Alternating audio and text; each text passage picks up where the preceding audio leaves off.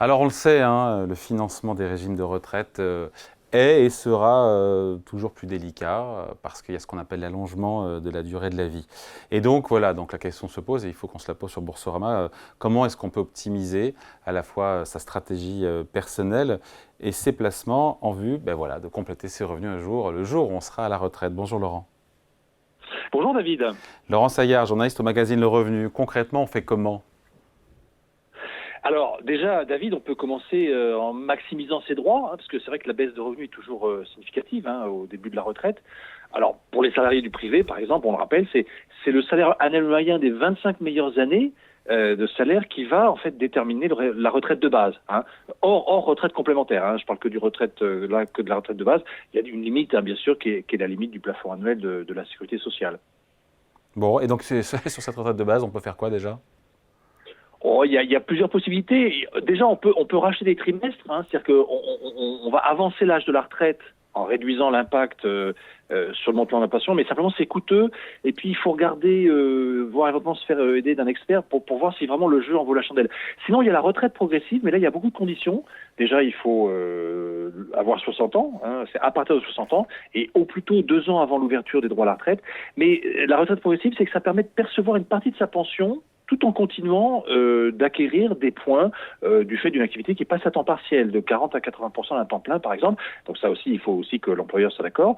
Et alors, autre condition, en fait, il faut quand même avoir acquis 150 trimestres. Et Voilà. si on veut anticiper un peu avec ses placements, on fait quoi? Alors, il y a plusieurs pistes, effectivement, pour cette période qui finalement est assez longue. Et donc, si on veut mieux vivre sa retraite sur le long terme, première hypothèse, travailler pendant sa retraite en aménageant son temps de travail. Donc, ça, c'est le dispositif cumul emploi-retraite. Ça veut dire qu'il faut avoir atteint l'âge légal, c'est le 62 ans qui est devenu 64 ans maintenant, donc il faut avoir suffisamment cotisé pour avoir une retraite à taux plein, ou alors être âgé de 67 ans pour ceux qui sont nés après 1955.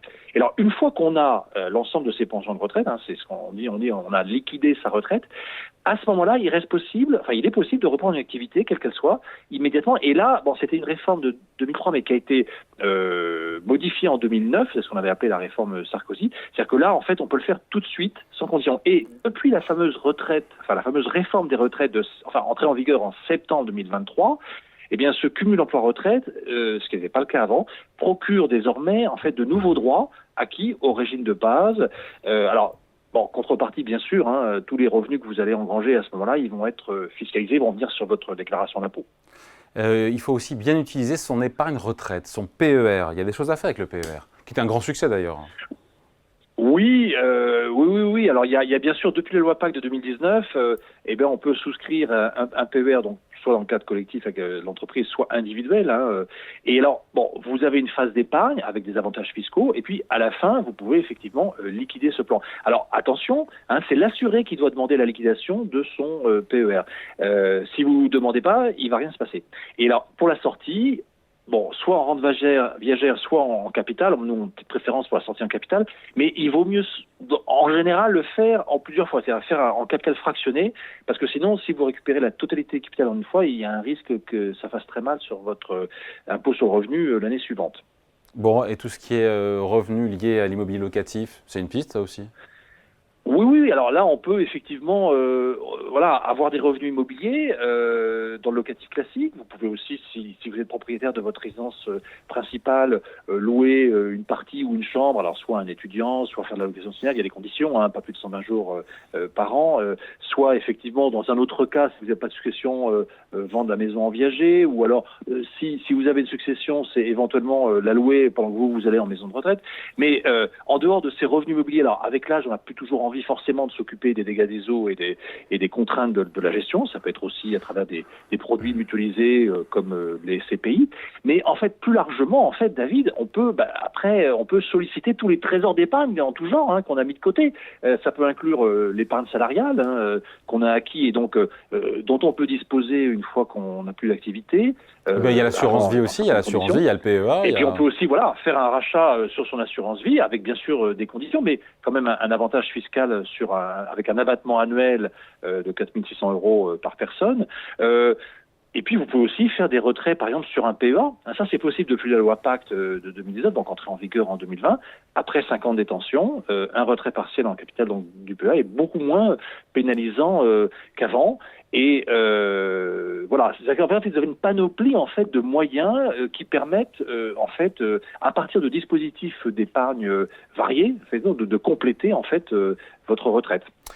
Et bien voilà, pas mal de conseils à retrouver évidemment dans le Revenu Hebdo dont on va découvrir la une.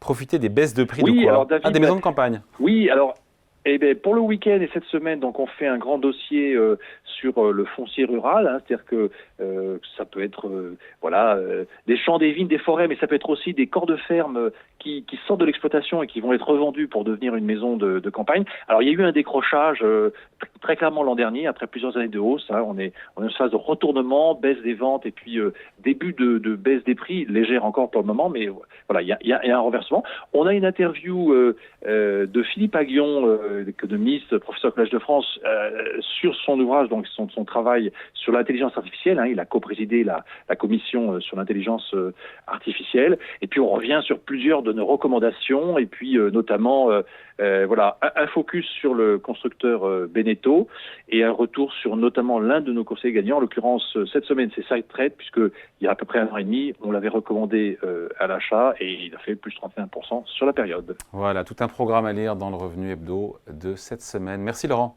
Salut. Merci David.